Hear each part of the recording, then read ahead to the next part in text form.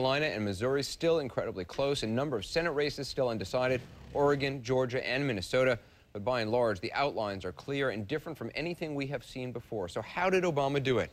Breaking it down across the board, John King at the Magic Wall. John, break it down for us. Anderson, how he did it was by keeping a promise. Remember when Barack Obama won the nomination? He said, I'm going to turn red states blue. He said, I will compete in Florida. I'm going to compete here in the South, Virginia and North Carolina. I will have the audacity to challenge the Republican foundation in Ohio and Indiana. And guess what? The Latino population is growing out here. It is the future of the Democratic Party. I will not only contest for it, I will win it. Well, let me cross the map and take a peek. This is last night. This is Barack Obama's Electoral College landslide. That is what this country looked like just 4 years ago. This was Bush territory, Bush territory, Bush territory, and Bush territory. So Barack Obama, with a sweeping electoral win, has the possibility now, Anderson. I say possibility because you have to prove it. Now you have to govern and prove in 4 years you can keep it. But he took Colorado with running strong among independents and strong among Latino voters. He came over here in Florida. Watch this strip right here. This is where Florida is won in a close race. This is George Bush 4 years ago. See all that red right there?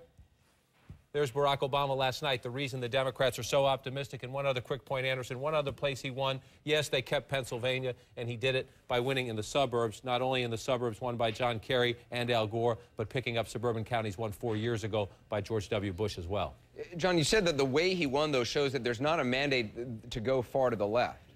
A message that you have room to maneuver on the economy, but be careful, and let me show you why I mean that. This is the country full county. This is the presidential results across the country by county. Watch south of this line for a reason. This is Bill Clinton back in 1996. Look how much better the Democrat did in the South when it was Bill Clinton from Arkansas, a Southerner who was perceived as a centrist. Without a doubt, the electorate voted for Barack Obama, but still perceives him to be a liberal. And one thing you do not want to do when you win an election like this, a sweeping election like this, is alienate the people here in a place like Cincinnati. Why? George W. Bush carried that county 4 years ago. You do not want to drive them away. One more example of this is we'll come over here and we'll look at Pennsylvania. If we can get the map to cooperate with us at the moment, we'll bring it back out. You come over to Pennsylvania and bring it out. I mentioned the suburban sweep here. Look down here, Anderson. We'll keep this in green so you can see it better.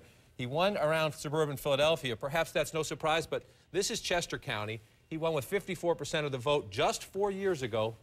Those were the voters who backed George W. Bush in a close contest in Pennsylvania. So Barack Obama is making inroads in communities that not too long ago voted Republican. The last thing you want to do if you want to keep them 4 years from now is to alienate them with a liberal agenda.